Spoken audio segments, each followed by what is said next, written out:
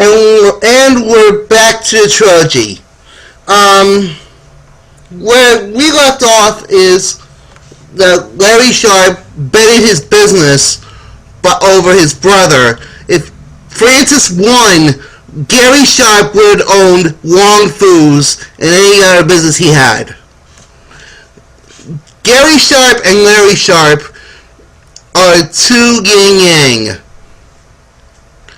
Gary Sharpe is the devil and Larry Sharpe is the angel. But I had other things on my mind, like the homecoming week. Start off with Sunday night with a flag football game under the lights. And it was between the early years versus the new era, and it was a good one. Also, Monday was a big event. They had volleyball and basketball and field hockey, all the good stuff the alumni were doing. Then came Tuesday with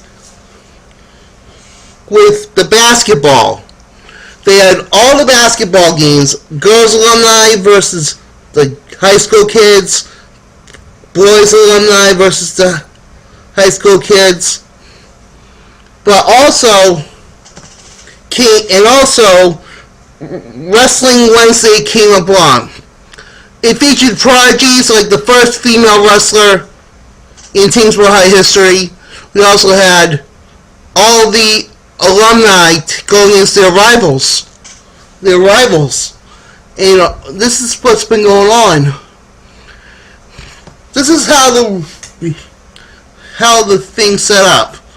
Right now, if you picture this, there are two mats on the gymnasium.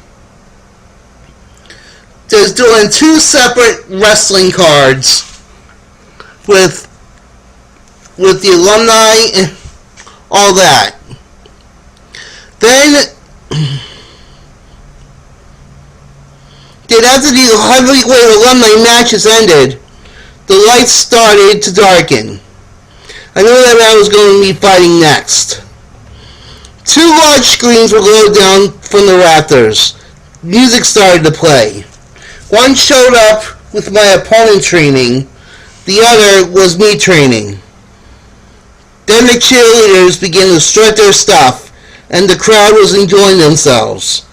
The alumni and current high school kids carried 6 mats that could combine into 2 big mats.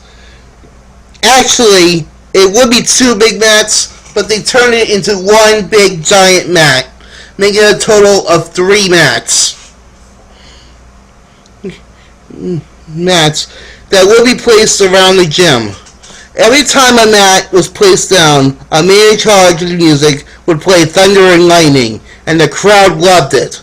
Soon enough, the ring was ready. I sat back in my locker room waiting to be announced. A man who we all know by the name of Michael Buffer came up and walked up to the mat, and he took the microphone. But before that, the whole thing was commentated by Paul Heyman and Eric Bischoff.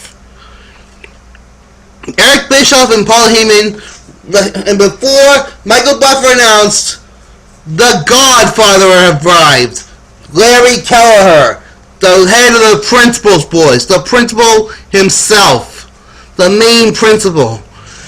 He's still alive and he's proud of it.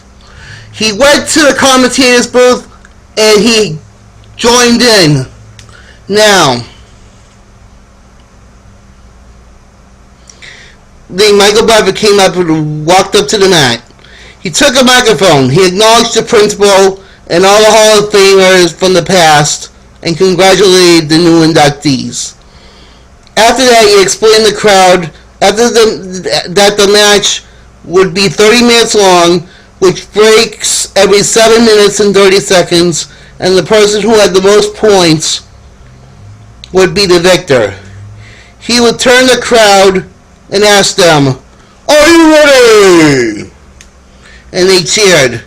But he didn't think it was loud enough, and he replied, "Thanks, bro, huggers! I said, are you ready?" They cheered even louder.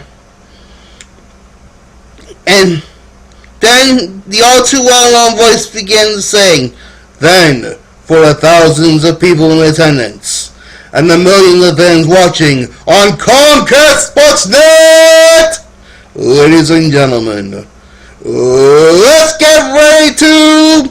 I can't say it! I don't want to get in trouble!" So, this is the part 2 of this.